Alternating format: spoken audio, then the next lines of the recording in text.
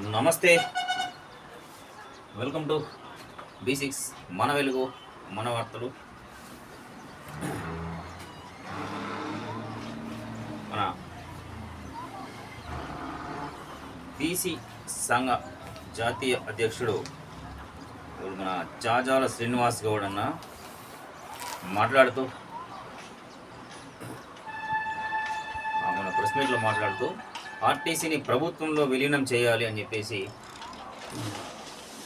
Demand చేసింది. లేనిలో ప్రజాగ్రహానికి అంటే బీసీల ఆగ్రహానికి అందులో ఒక బీసీలే కాదు, ఎస్సీ ఎస్టీ బీసీ ఉన్నత వర్గాల్లో ఉన్నటువంటి పేదలు అన్ని వర్గాల వారు ఉన్నారు. కాబట్టి మీరు చేసిన డిమాండ్ సరైనదే. గత ప్రభుత్వం ఏంటంటే ఒక 90% మనలో కలిపినాము, ఆ గెజెట్ రిలీజ్ కావాల్సిందని చెప్పేసి దాన్ని ఆపి మరి ఏం చేశారు. ఇప్పుడు కార్మికుల ఉద్యోగుల అనేది ఎటు తేలని పరిస్థితిలో ఉన్నారు. మీరు ఇనిషియేటివ్ తీసుకొని ప్రస్తుత గవర్నమెంటు ఉన్నటువంటి ముఖ్యమంత్రి గారిని కానీ సంబంధిత మంత్రివర్యులు పొన్నం ప్రభాకరన్ గారిని వారిని కానీ కలిసి మాట్లాడి సస్పెండ్ రిమూవల్ అయినటువంటి ఉద్యోగస్తులకు అండగా మీరు నిలబడి అన్ని వర్గాల వారికి ఆ కార్మికులు మీరు మాట్లాడుతూ ఒక మాట అన్నారు, తెలంగాణ ఉద్యమం ఊపందుకున్న అంటే కేవలం ఆర్టీసీ కార్మికుల మూలంగానే అని చెప్పేసి మీరు ప్రెస్ మీట్లో ప్రకటించారు, చెప్పారు, మాట్లాడారు. అదే మాదిరిగా అదే పద్ధతిలో మీరు అండగా ఉండి గత దశాబ్ద కాలంలో ఎన్నో ఒడిదుడుకు ఓర్చుకొని ఎంత ప్రెషర్ అంత ప్రెషర్ ఓర్చుకొని ఉద్యోగం చేసినారు. చిన్న కారణాల రీత్యా చిన్న కారణాల కారణంగా టికెట్ పోయిందనో, టికెట్ ఇవ్వలేదనో, టికెట్ తీసుకోలేదనో, ఆబ్సెంట్ అయినో, రాత్రి డ్రింక్ చేసి పొద్దున డ్యూటీకి వచ్చారను, ఇట్లాంటి వాటి అది మాత్రం తప్పు. డ్రింక్ అండ్ డ్రైవ్ మాత్రం చాలా తప్పు. అది డైరెక్ట్ చెప్తున్నాం. అది 60 మంది ప్రాణాలు చేతిలో ఉంటే డ్రింక్ అండ్ డ్రైవ్ మాత్రం తప్పు. అయితే ఇంకా డ్రైవర్ కండక్టర్లు చిన్న వాటికి ఉద్యోగాల నుంచి తొలగించడం జరిగింది. అట్లా తొలగించిన వారి పట్ల ఇంకా అప్పీల్ మేళా అని చెప్పేసి ఒకటి పెట్టిండ్రు. ఆ అప్పీల్ మేళా ఎంతకు ఇస్తున్నారు, ఏం కథ అనేది ఎటు తేలని సమస్యగా ఉన్నది. 100 మందికో 200 మందికో ఇచ్చినామంటారు, కానీ అది ఏ లెక్క సరిగా లేదు. మీరు ఎలాగో మాట్లాడారు కాబట్టి మీరు ఒక్కటి తీసుకొని వారికి అండగా నిలబడి మీరు ఒక మాట కూడా అన్నారు, అవసరమైతే బస్ భవన్ ముట్టడి కూడా సైతం వెనకాడము అని చెప్పేసి చెప్పారు కదా. అదే మాటగా మీరు వారికి అండగా నిలబడి వారు సస్పెండ్ రిమూవల్ అయినటువంటి ఉద్యోగస్తులకు ఉద్యోగాలు ఇప్పించే ఏర్పాటు చేయండి, ముందుకు ఉండి నడపండి. ఇది మేము అప్పీల్ చేస్తున్నాం మీకు. ఆర్టీసీని ప్రభుత్వంలో విలీనం చేయాలి. బీసీ సంక్షేమ సంఘం జాతీయ అధ్యక్షుడు జాజుల శ్రీనివాస్ గౌడ్ కాంగ్రెస్ ప్రభుత్వం ఇచ్చిన హామీల ప్రకారం ఆర్టీసీని ప్రభుత్వంలో విలీనం చేయాలని బీసీ సంక్షేమ సంఘం జాతీయ అధ్యక్షుడు జాజుల శ్రీనివాస్ గౌడ్ డిమాండ్ చేశారు. గురువారం హైదరాబాద్ బషీర్బాగ్ ప్రెస్ క్లబ్లో టీజీఎస్ ఆర్టీసీని ఉద్యోగుల బీసీ సంక్షేమ సంఘం ఆధ్వర్యంలో నిర్వహించిన సమావేశంలో ఆయన మాట్లాడారు. రాష్ట్ర ప్రభుత్వం ఉద్యోగులను విస్మరిస్తుందని తీవ్రంగా విమర్శించారు.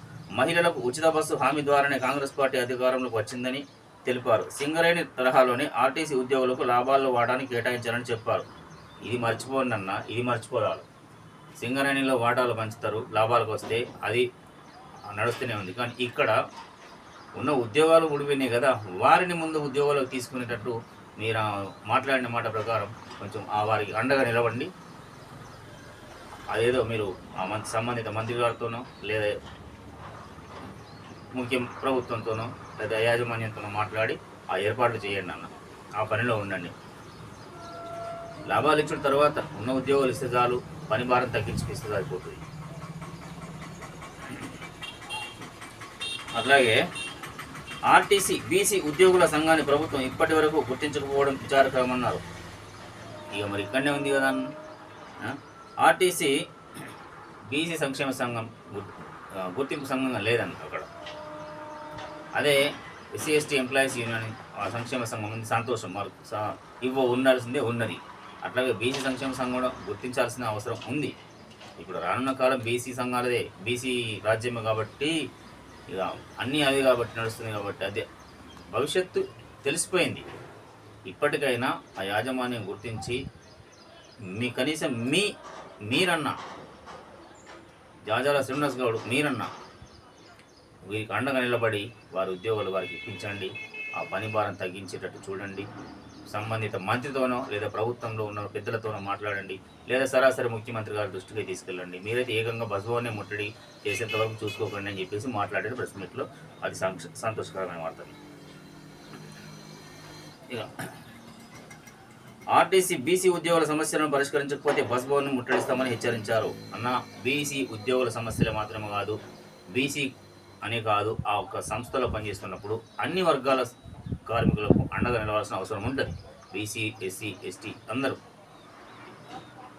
అప్పర్ క్యాస్ట్లో ఉన్నటువంటి పేదలు కూడా ఉంటారు ఆర్టీసీలో. నాట్ ఓన్లీ బీసీస్ అన్న, అన్ని వర్గాలకు, అన్ని కార్మికులందరికీ మేము అండగా ఉంటాం. బస్ భవన్ సైతం ముట్టడిస్తామని అంటే కొంచెం బాగుండేది.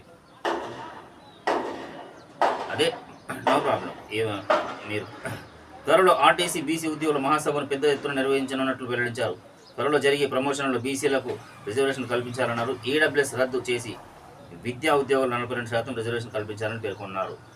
ఇంత దూరం తీసుకురాకుండా యాజమాన్యం వెంటనే స్పందించి వారు మరి బీసీ సమాజం, ఎస్సీ ఎస్టీ సమాజం కదిలితే ఎట్లా ఉంటుందో అందరికీ గుర్తున్న సంగతి. ఎస్పెషల్లీ ఆర్టీసీ కార్మికులు తోడు బీసీ సంఘాలు కలిసినాయి కాబట్టి ఇక ఆపడం సాధ్యమయ్యే పని కాదు.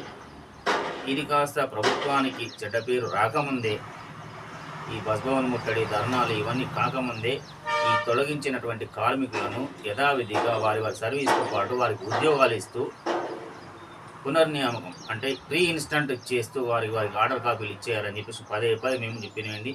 సంబంధిత మంత్రి గారే ఒక మీటింగ్ కాన్ఫరెన్స్ హాల్లో పెట్టేసి ఉద్యోగ నియామక పత్ర ఆర్డర్ కాపీస్ ఏకంగా ఒకేసారి అందరికి ఇచ్చేస్తే ఇట్లాంటి గొడవలు ఏం లేకుండా ప్రభుత్వానికి ఎంత ఘనమైన పేరు ఉంటుందంటే అప్పుడు వారు రోజు కొలుచుకుంటారన్న.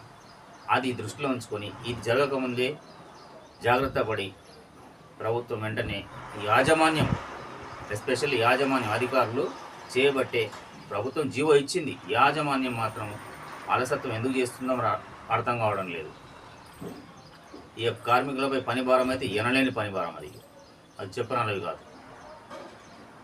ఇక ఒత్తిళ్ళు అయితే మాత్రం మామూలుగా ఉండదు. ఒక లీవ్ కావాలనంటే ఎంత కావాలనో అంత ఉంటుంది అక్కడ పరిస్థితులు వాళ్ళకి.